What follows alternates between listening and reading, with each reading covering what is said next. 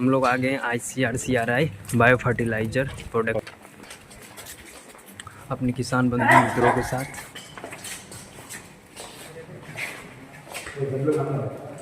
सभी लोग आ जाइए अंदर। तो हमारा बहुत ऊंचे है અને ઊંચે જમીન કાળા જમીન में सबमर्जेंस नॉट टॉलरेंस यूनिट जमीन ये सब बहुत आंचल है ना, सब प्रकार आंचल के लिए किस्म तैयार करना ये संस्था का मुख्य उद्देश्य। बहुत बढ़िया वैरायटीज तैयार हुआ है, बहुत बढ़िया बहुत तरह से ऊंचल के लिए सब अच्छे से मैंने किसान को देना है, ये संस्था को वही मुख्य कार्य है। तो हमारा संस्था पूरा हमारा जितना आज़ादी है, मैंने 1 साल आज़ादी के पहले स्थापित हुआ था 1946 में। तो उस टाइम बंगाल का क्षण हुआ था, बंगाल क्षण बोलते हैं, बंगाल क्षण हुआ था। उस टाइम हमारा खाना बहुत कम था। उस टाइम ब्रिटिश गवर्नमेंट सोचा कि गाँव के ऊपर कुछ संस्था होना चाहिए, ये सब संशोधन करेगा और किसान भाइयों को मैं अच्छे से किस्म तैयार करेगा। 1946 से एस्टेब्लिश हुआ था। हमारा आज़ादी जितना पुराना है, संस्था उतना पुराना है। तो तब से अच्छे से वो किस्म तैयार करके जैसे मैंने दे रहा है। तो ये एक्चुअली हमारा बायो फर्टिलाइजर प्रोडक्शन है। रेडूसार मैंने ऐसा है, मैं बताऊँगा क्या क्या कैसा होता है। रेडूसार हमारा 1950 और 60 मार्च से हमको जो सब्जी रोपना आ गया ना, ग्रीन रेवोल्यूशन बोलते हैं, हरित क्रांति बोलते हैं, हरित क्रांति बोलते हैं ना। तो हमारा 1950 और 60 मार्च से तो हमारा हरित क्रांति आ गया। हरित क्रांति के पहले हमारा बहुत खाना कम था। हम तब पूरा विश्व में हमारा जनसंख्या अधिक है, अभी भी पूरा जनसंख्या अधिक है, लेकिन इतना लोगों को खिलाने के लिए उस टाइम इतना खाना नहीं था हमारे पास। तो उस टाइम गवर्नमेंट ने देखी उसको कुछ तो करना है। तो 2 चीज़ कारण है हमारे उत्पादन बढ़ने के लिए, एक तो रासायनिक खाद है और हाई क्वालिटी वैराइटीज, अच्छा क्वालिटी के साथ अच्छा क्वालिटी मंडी, ये दान का मंडी और गेहूँ का मंडी, ये 2 कारण हुआ था हमारा उत्पादन अधिक होने के लिए। उसके बाद हमारा आज हमारा फूड सब्सिडेंट स्टेट में है, हमारा पूरा देश को खिला सकते हैं, कुछ मनी इंपोर्ट करने की जरूरत नहीं है। तो ये कारण हुआ था रासायनिक खाद और हाई वैरायटी क्वालिटी किस्म और रासायनिक खाद। तो लेकिन आज का दिन में पंजाब ये हरित क्रांति हुआ था पंजाब और हरियाणा मुख्य में, तो 2 राज्यों में अधिकतर उत्पादन हुआ था। लेकिन आज का जमीन में देखेंगे तो पंजाब और हरियाणा में पूरा जमीन में पानी भी नहीं, बहुत कम हो गया। और उधर हवा का अवस्था देख रहे हैं, दिल्ली में हवा भी नहीं, पूरा कलुषित हो गया। यानी 2 जितना परिमाण में हम रासायनिक खाद देना है, उसको छोड़ के अधिक परिमाण में देने से पूरा मिट्टी और जलवायु पूरा कलुषित हो रहा है। पहले आजकल आप कछुआ देखते थे मैंने खेत में, आजकल कछुआ भी नहीं बच रहे। छोटे छोटे जीवी मैंने प्रजापति जो बटरफ्लाई है, कछुआ, पहले काम के खेत में मछली भी बचता, छोटा छोटा जीवी कुछ नहीं बच रहा। क्योंकि आप देख सकते हैं रासायनिक खाद का अवसर कितना पड़ा है मट्टी के अंदर। छोटे छोटे जीवी जो मिट्टी में रहते हैं तो सब मर जाते हैं, मैंने अधिक तरह रासायनिक खाद का प्रभाव हो रहा है। तो उधर मैंने पंजाब और हरियाणा में एक ट्रेन जा रहा है, मैंने बतिंडा टू बिजली, पंजाब टू राजस्थान ट्रेन जा रहा है। उसका ट्रेन का नाम दिया गया कैंसर। जितना लोग उसमें जा रहे हैं लगभग सब लोगों को कैंसर है, उसका नाम ट्रेन का नाम ही दिया गया कैंसर। आप सोच सकते हैं वो धीरे धीरे मिट्टी के अंदर जाके धान में जाके हम धान का हम खा रहे हैं तो पूरा कैंसर प्रोडक्ट बैठ जा रहा है। तो कैंसर कारक हो रहा है अधिक मैंने रासायनिक खाद देने से। तो लेकिन रासायनिक खाद तो जरूरी है, रासायनिक खाद नहीं होने से पौधे को पोषण नहीं मिलता है। मान लीजिए सुबह आप इडली खाए, इडली में थोड़ा टाइम है तो आप थोड़ा कार्बोहाइड्रेट मिलेगा, थोड़ा सा कुछ टाइम है तो प्रोटीन मिलेगा, थोड़ा सा घी देने से फैट मिलेगा। 3 चीज जरूरी है, मैंने कार्बोहाइड्रेट प्रोटीन फैट्स, 3 चीज जरूरी है हमको स्वस्थ रखने का। ऐसा ही पौधे के लिए 3 चीज जरूरी है, nitrogen, phosphorus, potash. Nitrogen, phosphorus, potash नहीं होने से पौधे को पोषण नहीं मिलेगा, पोषण नहीं मिलेगा तो उत्पादन नहीं होगा। तो 3 चीज हम दे रहे हैं यूरिया, एमओपी, डीएपी के रूप में। यूरिया में नाइट्रोजन, एमओपी में फास्फोरस और डीएपी में पोटैश। 3 हम दे रहे हैं पौधे के लिए, मैंने पोषण के लिए। लेकिन ये 3 चीज मान लीजिए सब एक आदमी 4 रोटी कर सकता है, उसको 40 रोटी यदि खिलाएंगे तो उल्टी करेगा। ऐसा ही जितना परिमाण में चाहिए उतना ही पौधे ग्रहण करेगा, बाकी सब मिट्टी में ना जा रहे, मिट्टी में ना जा रहे और दो के पूरा पानी में जा रहे। उसके बाद पूरा मैंने वायु होके जलवायु मंडल में कलुषित हो रहा है, पूरा मिट्टी जल और वायु पूरा कलुषित हो रहा है। अधिक परिमाण में हम रासायनिक सार व्यवहार कर रहे हैं, लेकिन उसके लिए हम रासायनिक सार धीरे धीरे काम कर रहे हैं। तो उसके लिए तो मैंने, लेकिन ये तो जरूरी है पौधे को बचने के लिए, पोषण देने के लिए, तो बंद नहीं कर सकते हैं हम। किसान को नहीं बोलते कि पूरा बंद करने से नुकसान हो जाएगा, लेकिन उसके तरफ उसका तो अल्टरनेटिव कुछ देखना है। अल्टरनेटिव है जैविक सार। जैविक सार है हमारे मिट्टी के अंदर बहुत सारा जीवाणु हो, जीवाणु हमारा आँख में नहीं दिखता है, लेकिन प्रकृति के अंदर, मिट्टी के अंदर जीवाणु है। तो जीवाणु को हमारा जलवायु मंडल में मोर देन 70% नाइट्रोजन, 70% अधिक नाइट्रोजन है, लेकिन वो नाइट्रोजन वो पौधे ग्रहण नहीं कर पाएंगे। वो शक्ति जीवाणु के अंदर है। जीवाणु नाइट्रोजन को नाइट्रेट के रूप में बदल करके वो पौधे को देता है। पौधे को देने से पौधे को अच्छे से पोषण मिलेगा, अच्छे से उत्पादन शक्ति बढ़ेगा। वो जो काम है यूरिया करते हैं, जीवाणु भी वही काम करते हैं।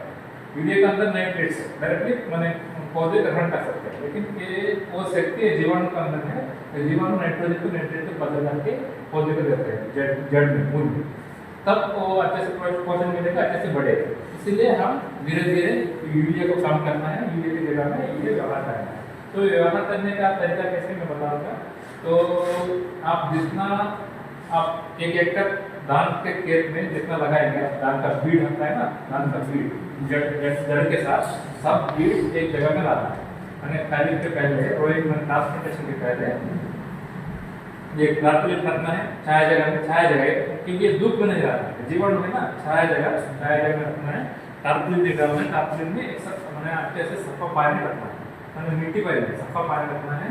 और 2 लीटर माट बोलते हैं ना, मैंने चावल बोलने के माट आते हैं, 2 लीटर माट। और हमारा 250 ml, ये तो आधा लीटर है, 250 ml हो जाएगा आपको। नहीं मिलता ये एक्चुअली ये सीआरआई की उत्पादन ये पता है। सो 250 ml हो जाएगा, 250 ml हमारा जैविक सार और 2 लीटर माट और अच्छा पानी, सफा पानी। तो जितना सारा आपको बीज मैंने एकड़ का पीछे लगेगा उतना पानी डाल दीजिए, और उसमें इतना ही डालना है, उतना ही डालना है, कुछ नियम नहीं, क्योंकि जीवाणु है ना, अधिक देने से भी कुछ प्रॉब्लम नहीं है।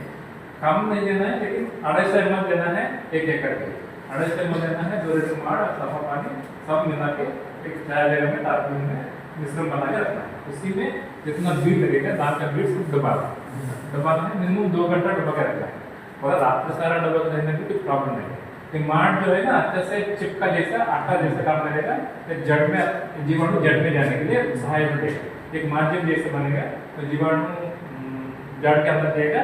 उसके बाद आप ट्रांसप्लांटेशन कर देंगे, उसका मट्टी में बैठ जाएगा, अच्छे से मट्टी में नाइट्रोजन को नाइट्रेट को बदल के पौधे को पोषण देगा। और लेकिन ध्यान रखना है कि 10 दिन ट्रांसप्लांटेशन के पहले और 10 दिन ट्रांसप्लांटेशन के बाद आप रासायनिक सार नहीं देना। रासायनिक सार देने से ये मर जाएगा। रासायनिक और रोग निरोधक औषध पेस्टिसाइड कुछ नहीं डाला 10 दिन एटलीस्ट, 10 दिन पहले और 10 दिन के बाद। उसके बाद जब धान बहारता है ना, उस टाइम देख के दे सकते हैं, लेकिन 25% कम करके देना है। मान लीजिए यदि 10 किलो दे रहा है, 2.5 kg देने से हो जाएगा। ये 25% से काम ये करेगा, तो जीवाणु जैविक सार करेगा। 25% ऐसा माने किसान को खर्चा कम हो रहा है, मट्टी की उर्वरता बढ़ रहा है और जलवायु मंडल प्रदूषण नहीं हो रहा है, सब तरीके से लाभ है ना। इसीलिए किसान में हमको मट्टी को बावड़ी समझते हैं ना किसान भाई, तो मट्टी को रक्षण करना समझता पर दायित्व है, और आगामी पीढ़ी को भी रक्षण करना है, कैंसर से बचना है, तो रासायनिक सार बहुत कम देना है। लेकिन पूरा काम करने से पोषण नहीं देना है, लेकिन कम मात्रा में देना है, तो जितना जरूरी है उतना ही देना है। अधिकतर आजकल फास्फोरस दे रहा है, अधिकतर फास्फोरस देने से क्या हो रहा है, आजकल मक्का का खेत में पूरा फास्फोरस जाकर बैठ के पूरा पत्थर बन गया, पत्थर बनने खाओ भी नहीं चला पाए, हम भी नहीं चल पाए, और जड़ अंदर नहीं जा पाएगा, पोषण नहीं मिल पाएगा। तो इसलिए फास्फोरस बहुत कम देना है, जितना जरूरी है उतना ही देना है। तो ये सब मैंने इसका उपाय है जैविक सार व्यवहार करना है। आजकल ऑर्गेनिक फार्मिंग हो रहा है ना, नीमास्त्र जैवास्त्र ये सब बना रहे हैं ना, उसी की जगह में ये भी अच्छा काम करेगा। और रासायनिक सार मैंने इसीलिए नहीं बोला कि सब एक साथ बंद करने, धीरे धीरे बंद करना है, कम करके जाना है। जैसे कम करके जाने से 3 साल के बाद आप पूरा रासायनिक सार नहीं देने से चले, बराबर उत्पादन आएगा। रासायनिक सार में जितना है इसमें भी उत्पादन बराबर आएगा। हम ऑलरेडी ये दे चुका है, उड़ीसा में ये राज्य सरकार के प्रोजेक्ट, उड़ीसा गवर्नमेंट सोचा कि मैंने ये रासायनिक सार का औसत कम करना है। जैसे बर्गर नहीं है, बर्गर बोलते हैं, बर्गर कैंसर कैपिटल बोलते हैं, इसलिए कुछ कुछ जिला चूज करके उसको वही जिला में बोला कि तो रासायनिक खाद की जगह में जैविक खाद लेकर आ रही है। धीरे धीरे देखते हैं कैसे पर्यावरण और परिमाण बदल रहे हैं किसान का। अच्छे से काम कर रहे हैं। मैंने लास्ट ईयर देखे आज का है उत्पादन 10% ज़्यादा हुआ है रासायनिक खाद, लेकिन 25% यूरिया कम करेगा, उसके जगह में जैविक खाद व्यवहार करेंगे। और जितना जड़ जाति बच्चों है ना, ये बोल रहा था मैं सब उन्हें जड़ में जाएगा। जड़ जाति बच्चों जैसा जड़ जाति पौधे जैसे मैंने बैगन, टमाटर, मिर्ची ये सब जड़ के करते हैं, उसी में सब इसी प्रकार में करते हैं। लेकिन जड़ जाति बच्चों तो बैंगन आप एकड़ एकड़ नहीं डालेंगे, आपके घर में बीज डालना है तो उसमें तो इतना जरूरत नहीं है, खाली 2 टिक्की डालने से हो जाएगा। 2 टिक्की डालना है, 2 टिक्की बीज डालेंगे तो 4 टिक्की मार डालना है। तो जितना पानी चाहिए उसको दबा के रखना है 2 दिन को, उसके बाद लगेगा तो अच्छे से पोषण मिलेगा। इसके अंदर एक कैप भी होता है, तो इसको actually use and throw 250 ml बचेगा आपके एकड़ के पीछे दान के लिए। तो यदि आपको रखना चाहता है तो तुरंत निकालना है, तुरंत बंद करना है, तो खुल के ऐसा नहीं छोड़ना है, खुल के छोड़ने से ये सब कंटामिनेशन होता है। सो तुरंत बंद करना है। यदि यूज करेंगे तो पूरा यूज करना है, यूज करके पूरा फेंक देना है। तो ये विषय नहीं है, पीने से कोई प्रॉब्लम है, आप कंफ्यूज नहीं होना है, विषय नहीं है, जीवाणु है, इसके अंदर जीव है। जीव जड़ के अंदर जाके आपको नाइट्रोजन को नाइट्रेट में कन्वर्ट करके अच्छे से पोषण देगा बच्चों को। इसलिए हमारा प्रोजेक्ट का नाम जो है जैव पोषण। तो जैव पवित्र पौधे को कैसे पोषण देना है, ये भी उद्देश्य है। ये इसका नाम है एंडोकैन। एंडो माने अंदर, जड़ के अंदर जाके काम करेगा। नाइट्रोजन माने यूरिया के अंदर नाइट्रोजन होता है, बीज के बदल में ये हम एक व्यवहार कर रहे हैं, इसलिए इसका नाम दिया गया एंडोकैन। एंडोकैन कुछ दिन के लिए संस्था का नाम दिया गया नेशनल राइस, लेकिन अभी पहले भी सेंट्रल राइस इंस्टीट्यूट, थोड़ा सा 5 साल के लिए इसका नाम बदल गया, फिर भी वो सीआर आ गया, इसलिए पहले इसका नाम दिया गया हमारा। तो संस्था का नाम है सेंट्रल राइस रिसर्च इंस्टीट्यूट। ये संस्था द्वारा ये बाहर नहीं मिलता है, कभी इसको बनाते हैं और हम बनाते हैं थोड़ा यूज करने। और साउथ इंडिया में तो फिर लोग बनाते हैं, तो इसीलिए कंफ्यूज नहीं है, वो भी रासायनिक है लेकिन छोटा परिमाण में बनता है, क्योंकि थोड़ा बड़ा रूप में दिखते हैं, वो कम रूप में दिखते हैं, लेकिन उसमें भी रासायनिक है, उसमें भी इतना लाभ नहीं है, इसमें भी अवसर पड़ेगा, क्योंकि इसमें जीव है, ये डालने से आपको मट्टी अच्छे से बढ़ेगा, मट्टी को रक्षण करेगा। तो लेकिन रासायनिक सब कम करके देगा, थोड़ा बंद नहीं करना, कम करके देगा। 25% का काम ये करेगा, 25% यूरिया कम करेगा। तो ये तो हो गया यूरिया के लिए। हमारा ओरिजिनल प्रोडक्ट है एंडो एनपीके, इसमें नाइट्रोजन फॉस्फोरस प्रोडक्ट्स कम है, लेकिन वो फॉस्फोरस प्रोडक्ट आपको 10% कम करके देना, उसका हिसाब कैसा है। इसमें तो 25% यूरिया कमेगा, लेकिन वो डालने से 10% फॉस्फोरस प्रोडक्ट कमेगा और यूरिया 25% कमेगा। लेकिन वो प्रोडक्ट अभी नहीं है, कभी ये प्रोडक्ट यूरिया के बदले में ये प्रोडक्ट कर सकते हैं, और ये मंडी में भी कर सकते हैं, लेकिन ये अच्छा काम करेगा जड़ के अंदर जाने से। मंडी में भी इसे डुबा के रख सकते हैं। मान लीजिए जैसे भिंडी का मंडी है, तो उसको रिगार्ड नहीं होगा, भिंडी में लगाने के बाद जब वो कटर डालते हैं ना, जो जर्मिनेशन होता है, 2 पत्ता छोटा छोटा आता है, तभी वो मट्टी में थोड़ा नॉजल स्प्रे देके मट्टी के जगह में जड़ का जगह में डालना से जड़ में अंदर ग्रहण करेगा, अच्छे से पोषण मिलेगा। लेकिन वो पत्थर में नहीं डालना, पत्थर में काम नहीं करेगा, ये जड़ के अंदर काम करेगा, जड़ डुबा के रखना। तो जैसा मैंने जितना जड़ जाती पौधे हैं सबसे अच्छे से काम करेगा। तो ये कैसे करेंगे, बोला ना, ये मट्टी में जो दान का जड़ से वो ग्रहण करके वो जीवाणु को हम डायरेक्ट में कच्छ है ना, तो कच्छ में ऐसा तैयारी करके लाएंगे लाभ लेते, तो कच्छ में ऐसे बनेगा, वो ला के इसमें डालेंगे। इसमें एक नहीं है, स्टील का डब्बा है, लेकिन उसके साथ सेंसर सब है, पीएच सेंसर, टेम्परेचर सेंसर, उसको घुमाने के लिए सेंसर, सब ऑटोमेटिक है सब, क्योंकि जीवाणु को बचने के लिए सब जरूरी है। पहली बात एग्जैक्टली जितना पीएच चाहिए उतना ही चाहिए, 24 डिग्री टेम्परेचर में उतना ही चाहिए, अभी कोई तो नहीं बन जाएगा, उतना टेम्परेचर सब डब्बा के अंदर मेंटेन होगा। तो सब लाके वो जो कच्छ में है ना, वो जीवाणु का कल्चर है, एक ही टाइप के जीवाणु एजिटोबैक्टर बोलते हैं। एजिटोबैक्टर का शक्ति है नाइट्रोजन को नाइट्रेट उत्पादन करने की शक्ति, वो एजिटोबैक्टर का कल्चर है, वो लैबोरेटरी में बना के उसको अंदर डालते हैं, वो पूरा मल्टीप्लाई हो जाता है 10 गुना धोके, उसके बाद वो कोई उधर बॉडी हो जाता है, उसके बाद ये सब बन रहा है जैसा है। ये पूरा ये किस्म मार्केटिंग जैसा मैंने बिजनेस के लिए नहीं कर रहे, पहले किसान को देने के लिए ही कर रहे हैं, यानी हम लाभ का मैंने सोच नहीं है ना, गवर्नमेंट का संस्था है, लेकिन आपको यदि चाहिए तो आपका आत्मा तरफ से जो है आपका संस्था पर है तो आप चिट्ठी लिखना पड़ेगा, हमको ये दीजिए कितना क्वान्टिटी चाहिए तो हम दे देंगे।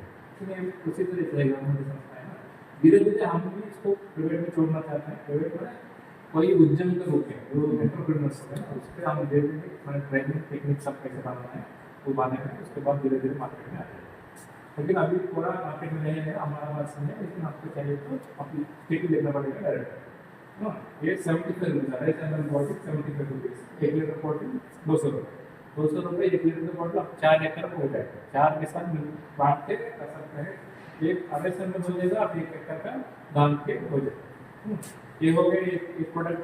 उसके बाद जितना आपको मैं देखा था अजोला है, अजोला आप देखा मैंने दिखा, अजोला हरा पत्थर है, तो जहाँ तालाब और पॉन्ड होता है जहाँ भी पानी होगा वो बचेगा, तो वो हरित पत्थर के अंदर भी जीवाणु है, साइनोबैक्टीरिया हमको आँख में नहीं दिखता, भगवान भी आँख में नहीं दिखते है ना, पूरा विश्व के अंदर में, इसलिए जीवाणु का बहुत सारा शक्ति है, वो नेचुरली हमारे प्रकृति में है, हम सब नष्ट करके रखा है उसको, जीवाणु मैंने जो लगे अंदर साइनोबैक्टीरिया है, साइनोबैक्टीरिया की भी सेम शक्ति है नाइट्रोजन को नाइट्रेट में कन्वर्ट करने, है ना। अजोला और साइनोबैक्टीरिया स्वामी स्त्री जैसा है, वो नहीं होने से ये नहीं बचेगा, ये नहीं होने से वो नहीं बचेगा, दोनों मिलके बचता है पानी में।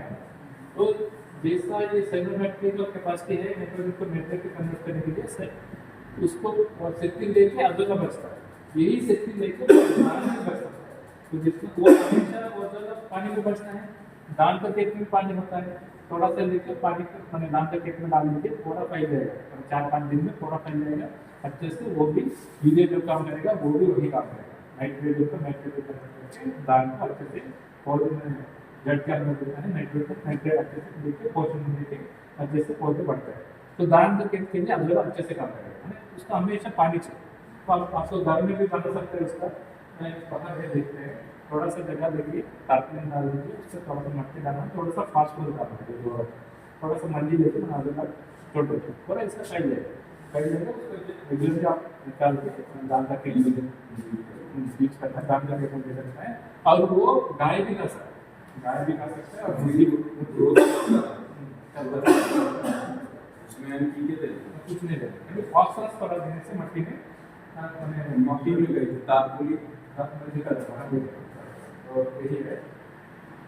तो काम करेगा आपको यूरिया का जगह में अजोला हम जैसा चिकन खाएंगे तो हमको अच्छा प्रोटीन मिलेगा ना, ऐसा वो अजोला भी एक प्रोटीन जैसा चीज़ है, चीज बनता है गाय के और मुर्गी के, गाय खाने से अच्छे से दूध बढ़ जाएगा और मुर्गी खाने से अच्छे से अंडा, प्रोटीन जैसा चीज़ है, वो कुछ का अच्छा नहीं है, थोड़ा सा ला के हमें जहाँ भी पानी वगैरह डाल,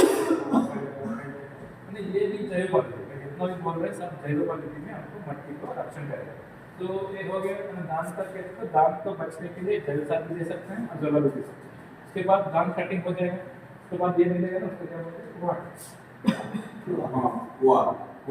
जो पुआल जितना है, हम आजकल किसान क्या कर रहे हैं, इधर नहीं है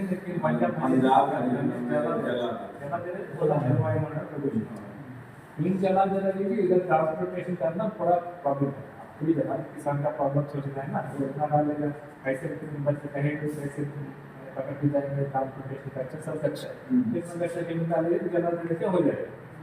हम इतना नहीं सोचेंगे ना, उसके बाद वायुमंडल कैसे प्रदूषण हो रहा है, इसीलिए इसको सड़ाना कैसे, सड़ाने से आपको अच्छे से कंपोस्ट मिलेगा, खाद मिलेगा, खाद भी एक यूरिया जैसे काम करेगा, खाद देने से भी आप यूरिया देने की जरूरत नहीं है। तो सड़ाने का तरीका मैं बता रहा हूँ। तो आप एक हेक्टर माने 2.5 हेक्टर का जितना प्लांट काटने के बाद आपको मिलता है लगभग 1 टन पुआल मिलते हैं, 1 हेक्टर का दाम करने का। मैंने हेक्टर का 1 टन के लिए मैं हिसाब बोल रहा हूँ, जैसे आपके पास काम होगा तो काम उसके अकॉर्डिंगली काम कर सकते हैं। 3 प्रकार प्लास्टिक ड्रम है, प्लास्टिक ड्रम है ना, 3 प्रकार प्लास्टिक ड्रम लाना है, 3 प्रकार मिश्रण लाना है, 3 प्रकार अच्छे से सफा पानी लेना है, 100 लीटर पानी में 10 किलो गाय गोबर मिलाना है, और 100 लीटर पानी में 5 किलो यूरिया मिलाना, और 100 लीटर पानी में हमारा एक पैकेट एक डिकम्पोजर बोलते हैं, तो लिक्विड है, वो पाउडर जैसा है, डिकम्पोजर पैकेट है, उसके अंदर भी जीवाणु तीन प्रकार जीवाणु है, और जीवाणु सी को सड़ने के लिए अच्छे से सहायक है। और तीन प्रकार मिश्रण हो गया। जितना कोहण है आप एक लेयर डाल दीजिए, से 20 लीटर 20 लीटर 20 लीटर पानी उसको थोड़ा चिंचाने को लगा कर नींवी रखना। उसके ऊपर और भी कोहण डालना है, जितना कोहण है इसे डालता जाना है, थोड़ा जितना भी डाल सकते हैं उसके ऊपर थोड़ा सा ड्राई वाटर लेके एक लेयर जैसे ऊपर लेयर पाना, ताकि डायरेक्टली धूप में नहीं रहेगा। इसके भी जीवाणु है ना, तो छाया जगह में रखना है। छाया जगह में रखने से वो अच्छे से बचेगा। उसके बाद यदि आपके पास पुराना पीवीसी पाइप प्लास्टिक पाइप होगा तो उसको पाना रख के और जगह को बैक्टीरिया रखने से पवन बाजने से सीख सड़ जाएगा। और फिर 2 दिन 3 दिन थोड़ा सा पानी डालना, क्योंकि नींवी रखना, क्योंकि जीवाणु है ना, हवा चाहिए और पानी चाहिए। ये सब पूरा 1 महीने छोड़ देने से आपको पूरा सड़ जाएगा। 1 टन से आपको 450 केजी कंपोस्ट मारे। उधर से अच्छे से आप सीजन जनवरी धान के बाद आप दाल जल्दी फसल लगाना है, ठीक है, अच्छे से पोषण देगा। एक खाद कंपोस्ट बोलते हैं, खाद बोलते हैं, वही आपको यूरिया का काम हो जाएगा। मैं जितना भी बोल रहे थे, हाँ भी आपको रासायनिक खाद देने की जरूरत नहीं पड़ती, तो वो नेक्स्ट सीजन डाली जाती है, खाद अच्छे से काम करेगा। लेकिन एक जगह में जैसा करना है, इसको XC2 पद्धति बोलते हैं, लेकिन एक खेत में भी कर सकते हैं। लेकिन इन 3 प्रकार मिश्रण बनाना है और पानी का व्यवस्था थोड़ा लाना है, और 1 महीने आपको खेत को छोड़ना है। तो उधर कैसे करेंगे, आजकल कमेंट हार्वेस्ट में कटिंग हो रहा है, इधर उधर पड़ना हो रहा है। 3 प्रकार मिश्रण बनाइए, उसको पूरा चिंचा न पड़े, 4 यार्ड जाके जहाँ पहाड़ है उसके ऊपर चिंचा पर खुदा करके नीचे रखना। उसके बाद नेक्स्ट दिन क्या करेंगे ना, वाटर पेपर से उसको मिलाना, मट्टी के अंदर मिलाना, 1-2 दिन के बाद पूरा मिलाने से उधर बैठ जाएगा। लेकिन 2 से 3 दिन उस पर मैंने प्रति 2 दिन 3 दिन पानी डालती है, उसको हमेशा जमाना चाहिए और उधर रखना चाहिए। 1 महीने छोड़ दीजिए तो मट्टी के अंदर ही अच्छे से पोषण मिलेगा। आप इधर उधर बोलने का जरूरत नहीं, इधर उधर ट्रांसपोर्टेशन करने की जरूरत नहीं, मट्टी के अंदर ही पूरा तैयार करके आप नेक्स्ट सीजन जब आप गाड़ी जल्दी फसल लगाएंगे, अच्छे से मट्टी को पोषण मिलेगा। तो मट्टी को हम रक्षण करना है, ये सब जैव रूप में करेंगे। लास्ट वाले प्रोडक्ट है जो जनरली स्नान करने के बाद दाने जाति फसल लगाते हैं। दाने जाति फसल के लिए हमारा राइजोबियम एक प्रोडक्ट है। राइजोबियम भी ऐसा ही लिक्विड जैसे कल्चर होता है। राइजोबियम का भी वही कैपेसिटी है नाइट्रोजन को मेंटेन करने, लेकिन वो दाने जाति फसल में अच्छा काम करेगा। जनरली बीटी वो बीटी और नींबू के लिए अच्छे से काम करेगा। उसका छोड़ के और एक प्रोडक्ट है ट्राइकोडर्मा। ट्राइकोडर्मा में एक फंगस के फिर भी बोलते हैं, एक उपकारी बीज है। फंगस में 2 प्रकार है, उपकारी बीज है, अपकारी बीज। अपकारी है ना, जितना रोग पैदा होता है, बड़े रोग कारक ये, लेकिन ये उपकारी ट्राइकोडर्मा वो अपकारी बीज नहीं आएगा। दोनों के बीच में लड़ाई करते हैं, जब ये रहेगा वो नहीं आएगा, रोग कारक कुछ नहीं आएगा। थोड़ा सा ऐसे कैसे कराएंगे, 10 ग्राम लेना, 10 ग्राम में लगभग एक मैच बॉक्स के अंदर इतना लगेगा, 10 ग्राम 10 ग्राम 1 kg बीज में हो जाएगा। 10 ग्राम पाउडर जैसा है, पाउडर लेके थोड़ा उड़ा करके थोड़ा मिलाना, इतना बीज भी थोड़ा मिला के रखना है, मतलब थोड़ा सा उड़ा होने से सक जाएगा। इसके बाद बनाना है, उसके बाद अच्छे से प्रोसेसिंग करना है, अच्छे से वो पौधे मिलेगा, पौधे को पोषण मिलेगा, पोषण के साथ साथ वो आपका रोग भी नहीं आएगा, तो अच्छे से वो भी अच्छे से करेगा। ये 4 पद्धति में आप जैव रूप में, एक साइड रूप में चल रहा है ना, इधर धान लगा है, अजोला और जैव सार बना हुआ है, तो अच्छे से बढ़ रहा है। यूरिया का खर्चा कम हो रहा है और रहर कम करना है, 25% कम करना है। उसके बाद धान काटने के बाद धान को सड़ा के जो कंपोस्ट आ रहा है और खेत में खाद आ रहा है, उसको नेक्स्ट जनरेशन डाल जाती पसंद कर रहा है, डाल जाती पसंद के लिए ट्राइकोडर्मा भी लगा रहे हैं। अब सबके रंग अच्छे से पोषण मिल रहा है पानी पौधे के लिए और माटी को उर्वरक करने का। तो ये प्रकार में आप करने से माटी को रक्षण कर सकते हैं। इसका खर्चा भी कम होगा, जलवायु मंडल प्रदूषण में। तो ये ले सकते, मैंने लिख सकता है, लेकिन चिट्ठी लिखना पड़ेगा, ये चाहिए तो आपको एक चलिए डब्बा है, अभी नहीं चला है, अब ऑटोमेटिक है, डायरेक्टली उसको ऑन करने से सब ये लैब में बनाना है, इसके अंदर लाके मिट्टी से हम ग्रहण करके ऐसे ऐसे लैब बना के उसको लाके बस इसमें डालना है, पूरा तुम्हें ना ऐसा फाइनली आपका जैव सार तैयार होकर आ गया। तो बायोरिएक्टर बोलते हैं, बायो फर्मेंटर भी बोलते हैं। बायो फर्मेंटर है, इधर भी उसका बहुत सारा एप्लीकेशन है। ये जो इधर हम बायोरिएक्टर